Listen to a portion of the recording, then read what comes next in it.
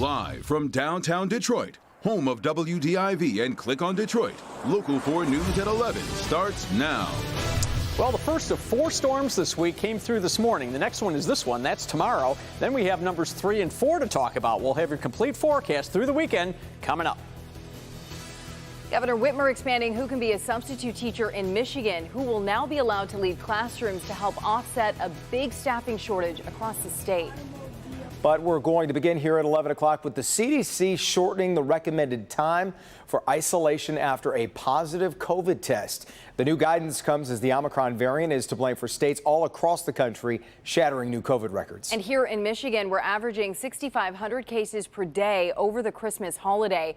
And as testing for the virus reaches a crisis point, the CDC with a big policy shift. The CDC is now slashing the time someone with COVID should remain in isolation from 10 days to 5 after a positive test if they don't have symptoms. The agency citing research that shows a COVID positive patient spreads the disease more in the early stages of the illness. Last week, the CDC cut the time healthcare workers have to isolate after a positive test from 10 days to 7. But today's update applies to everyone. They have an essential job. We want to get them back on that job before the 10-day period. Welcome, Mr. President. President Biden assured the nation's governors his administration is ready for the worst of the Omicron surge. My message to the governor is simple. If you need something, say something. But he admits to being caught flat-footed in ramping up testing before the holidays. But it's not enough. It's clearly not enough. If we'd known, we would have gone harder, quicker if we could have. In New York City, where new vaccine mandates take effect today, new testing centers are up and running in 2 subway stations. The White House promises 500 million at-home tests will be available by mail next month. I was looking for the home test and I couldn't find it anywhere. Some states are setting record highs for new infections, and hospital ICUs, like in Minnesota, are at capacity. Most days were completely full. Some data appear to show Omicron cases are more mild, but that's not true for everyone. I would say the vast majority of people coming into the ICU are those that are unvaccinated. The nation's airlines blame COVID and bad weather for thousands of flight cancellations in the days leading up to Christmas. Thousands more flights have been canceled today. And so far, the Biden administration has resisted calls to require people flying in the U.S. to be vaccinated. But today, Dr. Fauci said it's something that should be seriously considered. All right, what you walked outside and some of you may have slipped on, that was round 1. Yeah, I was one of those who slipped. Paul is tracking round 2. So, Paul, when is the snow going to arrive tomorrow? Well, we're going to get to that in a second, but right now it looks like we're going to get through the morning dry, and it's during the afternoon that snow is going to move in. But one piece of good news for the right now part of this forecast is that the fog is pretty much gone, so that's good news. We had some pretty thick fog around here this afternoon if you weren't out and about. Temperatures, as expected, have not dropped off initially this evening. We're in the mid to upper 30s, but they will drop off as the clouds thin a bit during the overnight hours. So let's talk about what's going on the satellite, and there's not really a lot going on around here. This right here is this morning's weather that came through here. It's already moving off the East Coast here.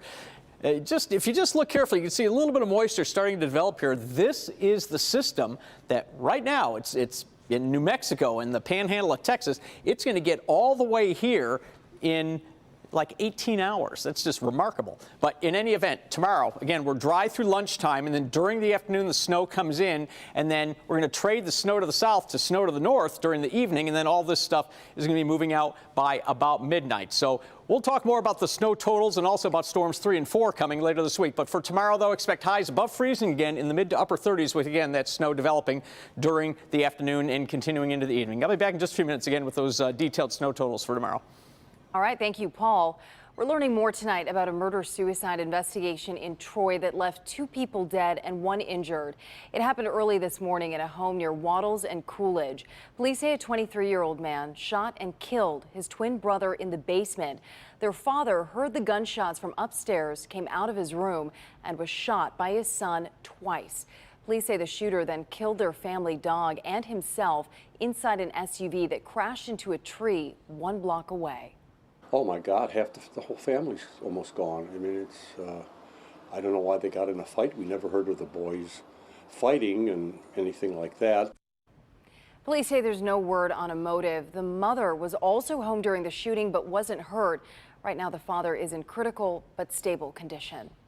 Tomorrow, the Michigan Redistricting Commission will start the process of voting on new congressional districts.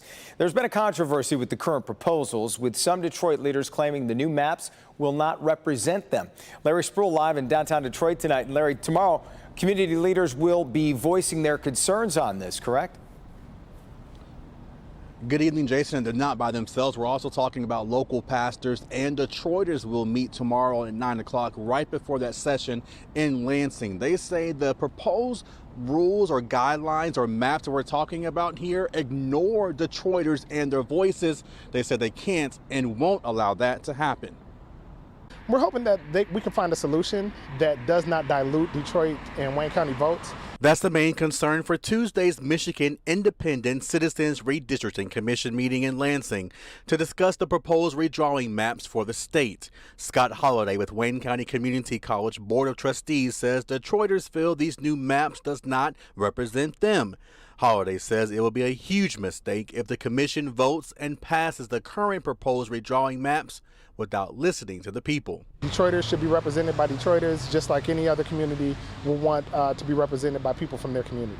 That's why Holliday and State Senator Adam Ollier and community leaders are having a news conference at 9 a.m. Tuesday before the commission meeting at 10 to voice their concerns. Their goal specifically was to unpack Detroit, which meant to separate communities that have lived together, that have worked together. State Senator Ollier says he feels the maps and data are not adding up, especially with the new census numbers claiming a smaller population in Detroit. At the end of the day, people are asking the commission to be fair and balanced. They would go to having 10 state senators and almost 20 state reps, right? Like, that math doesn't add up. You can't have a smaller number of people and more districts without being diluted. And that's what we're asking them not to do. And if you want to attend the news conference tomorrow at 9 or that session in Lansing at 10, you can, and information is on our website, clickondetroit.com. We are live in downtown Detroit tonight. Larry Spruill, Local 4. Yeah, we'll be watching that going forward for sure. Larry, thanks. Tonight, the Oakland County prosecutor is responding to false reports on social media that suspected school shooter Ethan Crumbley has been found incompetent to stand trial. In a post to Facebook, the prosecutor's office says, quote, "The office of the Oakland County prosecutor has become aware of posts on social media claiming the Oxford High School shooting suspect has been deemed incompetent to stand trial. This is absolutely untrue. Please refrain from sharing inaccurate information," end quote. Governor Whitmer signs a new bill to allow school district employees to serve as substitute teachers.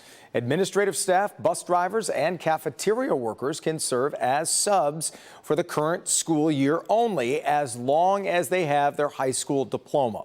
Normally, state law requires schools to hire substitutes who have at least 60 semester hours of college credit. The governor says this bill will address a substitute teacher shortage across several school districts.